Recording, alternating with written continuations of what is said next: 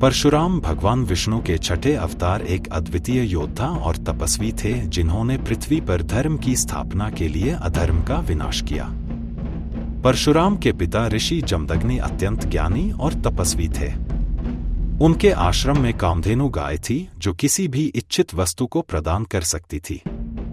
ऐह वंश के राजा सहस्त्रार्जुन, जिन्हें उनकी अपार शक्ति के कारण सहस्त्रबाहु कहा जाता था, ने इस दिव्य गाय को देखकर उसे बलपूर्वक छीनने का प्रयास किया। जब ऋषि जमदग्नि ने इसका विरोध किया तो राजा ने अपनी सेना के साथ आश्रम पर आक्रमण कर दिया और जमदग्नि का नृशंस वध कर दिया। यह घटना परशुराम के जीवन का सबसे बड़ा मोड़ बनी।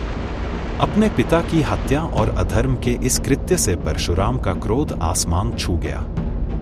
उन्होंने प्रतिज्ञा ली कि वह पृथ्वी को अधर्मी और अत्याचारी क्षत्रियों से मुक्त करेंगे। उन्होंने राजा सहस्त्रार्जुन को युद्ध में पराजित कर उसकी हत्या की और फिर पृथ्वी पर 21 बार अधर्मी क्षत्रियों का संहार किया।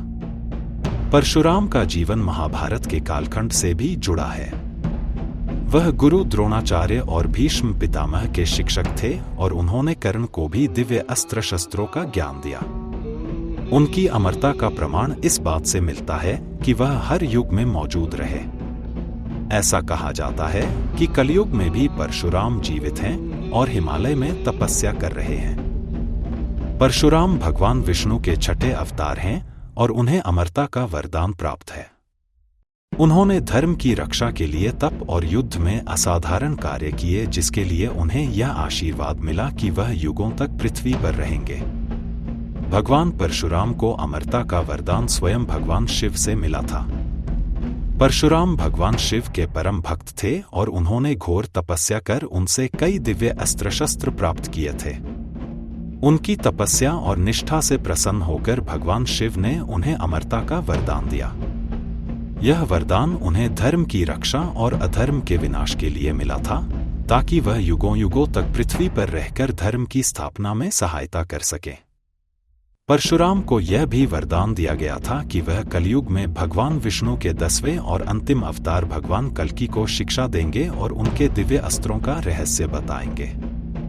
इस वरदान के कारण परशुराम त्रेता युग, रामायण काल, द्वापर युग, महाभारत काल और वर्तमान कलयुग तक जीवित माने जाते हैं। ऐसा माना जाता है कि परशुराम वर्तमान में हिमालय की गुफाओं में तपस्या कर रहे हैं।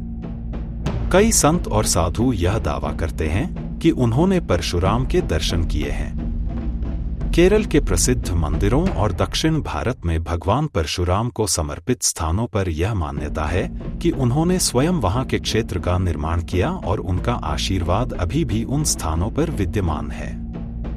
परशुराम के आज भी जीवित होने की कहानी धार्मिक ग्रंथों, कथाओं और प्रचलित विश्वासों में गहराई से समाई हुई है।